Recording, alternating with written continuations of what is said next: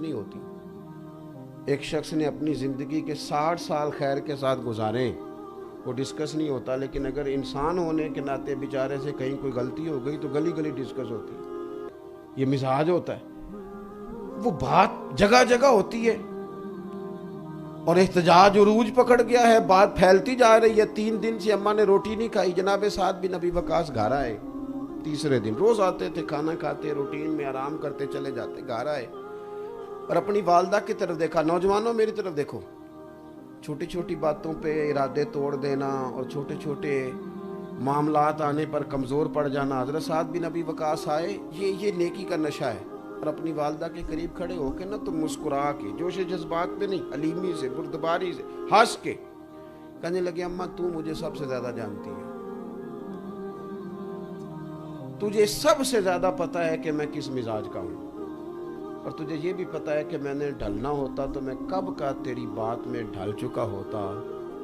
تیری ہے ایک جان، اگر تیری 1000 بھی ہونا اور ایک ایک کر کے ساری نکل جائے تو پھر بھی میں مدینے والے رسول کا کلمہ نہیں چھوڑوں گا. یہ بات طے ہو گئی اور تو جانتی ہے اس بات کو، میرے ارادوں کو، تو کہ تو مجھے سب سے زیادہ جانتی ہے، تو نے مجھے جانا ہے. حضرت سعد یہ دھیمے انداز میں جملے ارشاد فرما کر کے وہاں سے نکل گئے. اماں جی نے اسی وقت اٹھ کے نا باورچی خانے کا رخ کیا، روٹی لی اور کھانا کھایا. لوگ کہنے لگے آپ تو بالکل فوراً ہی مان گئی. کہنے لگی مان نہیں گئی، میرا پتر ہے، میں نے پیدا کیا، جو کہہ کے گیا بالکل ہی ٹھیک کہہ کے گیا ہے. اس لیے کہ اتنی جلدی ڈھل نہیں سکتا تھا، تھوڑا سا قبول کیا جائے اس چیز کو. تیسری بات یہ ہے کہ عزم مصمم یہ زندگی میں بڑا ضروری کام ہے. کچھ لوگ ایسے ہوتے ہیں جو رائے بڑی جلدی تبدیل کرتے ہیں. اس کا نقصان یہ ہوتا ہے کہ ان کی کوئی رائے ہی نہیں رہتی، کسی ایک رائے کے قائل نہیں ہوتے، کیونکہ روز جو رائے تبدیل کرتے ہیں. جو نظریاتی لوگ ہوتے ہیں نا، نظریاتی، وہ کسی خاص مزاج اور کسی خاص فکر کے لوگ ہوتے ہیں. وہ عزم مصمم والی زندگی گزارتے ہیں. وقت آتا ہے لوگ اس کو چیزوں کو قبول کرنا شروع کر دیتے ہیں. تھوڑا سا نا عزم مصمم، تھوڑا سا ارادہ، تھوڑا سا ذوق اور تھوڑا سا آگے بڑھنے کا جذبہ، یہ انسان کو طاقتور کرتا ہے. ہمارے ہاں نا بڑا محدود سا ہم پروگرام بناتے ہیں، مثلا گھر بنانے کا پروگرام بنا لیا ہے یا بینک بیلنس بنانے کا. یہ ٹارگٹ بڑی جلدی اچیو ہو جاتا ہے، بڑی جلدی مل جاتا ہے. اس کے بعد ہم ٹینشن میں آتے ہیں. آپ کو پتہ ہے ڈپریشن کے، نفسیات کے اور ٹینشن کے سب سے زیادہ امراض امیر لوگوں میں ہوتے ہیں. سب سے زیادہ مالدار لوگوں میں یہ مسئلہ ہوتا ہے. کیوں؟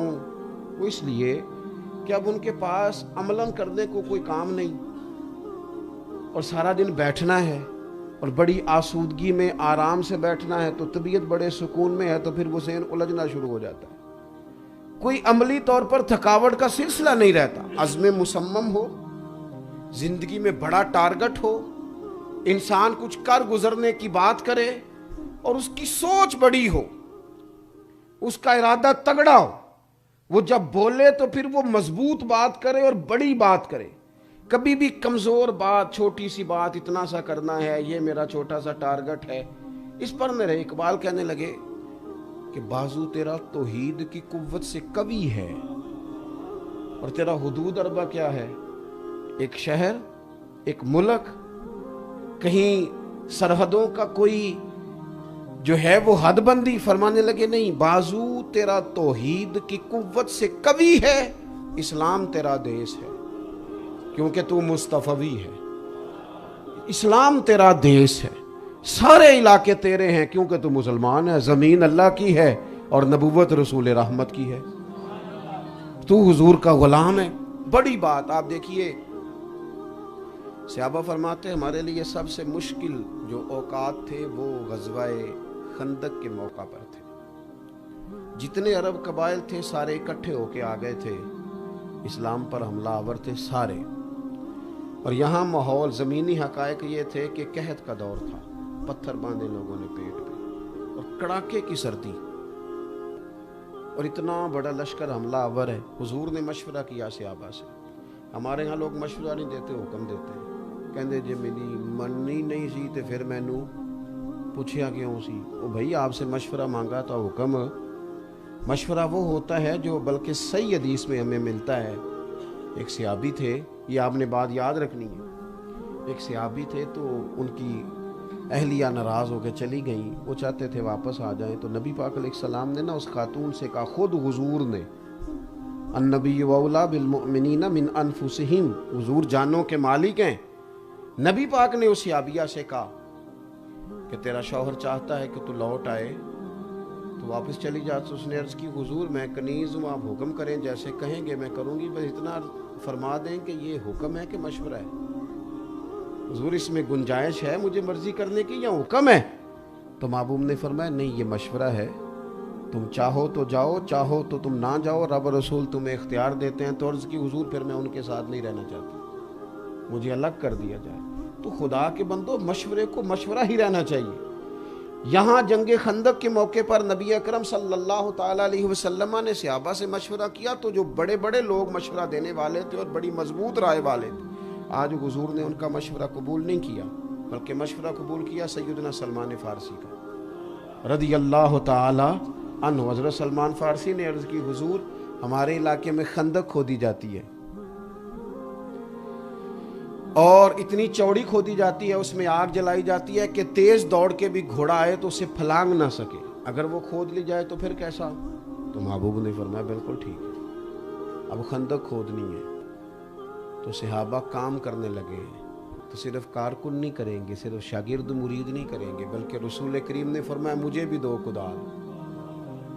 اور صحابہ کہتے ہیں کہ ایک چٹان ایسی آئی، جو میرے عنوان کی بات ہے وہ بات آ گئی، ایک چٹان ایسی آئی، یہ بخاری مسلم دونوں میں حدیث موجود ہے، جو چٹان ٹوٹتی نہیں تھی ہم سے، ہم نے کوشش کی، اس پر بڑی ضربیں لگائی، نہیں ٹوٹتی تھی. فرماتے ہیں حضور فرمانے لگے مجھے دو نہ تھوڑا. محبوب اتر گئے اور عالم یہ تھا کہ ہم نے ایک ایک پتھر باندھا تھا پیٹ پر، حضور نے دو باندھے ہوئے تھے.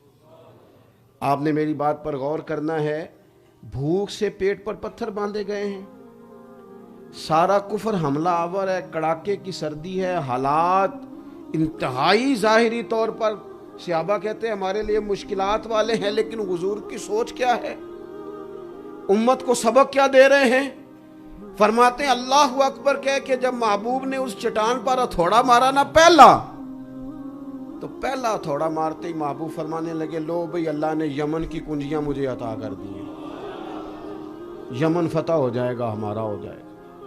اللہ کرے آپ کو سمجھ آئے میری بات کی. نہیں ابھی تو مکہ بھی فتح نہیں ہوا، لیکن محبوب کہاں کی بات کر رہے ہیں؟ فرمایا یمن فتح ہوگا، آئے گا. اور فرماتے ہیں جب محبوب نے دوسری ضرب لگائی، چٹان کچھ اور ٹوٹی، تو فرمایا لو بھی اللہ نے شام کی کنجیاں بھی عطا کر دی، یہ بھی ہمارا ہو جائے گا. فرماتے تیسری ضرب لگائی، چٹان ساری ٹوٹ گئی، تو محبوب فرمانے لگے لو بھی اللہ نے روم کی کنجیاں بھی عطا فرما دی.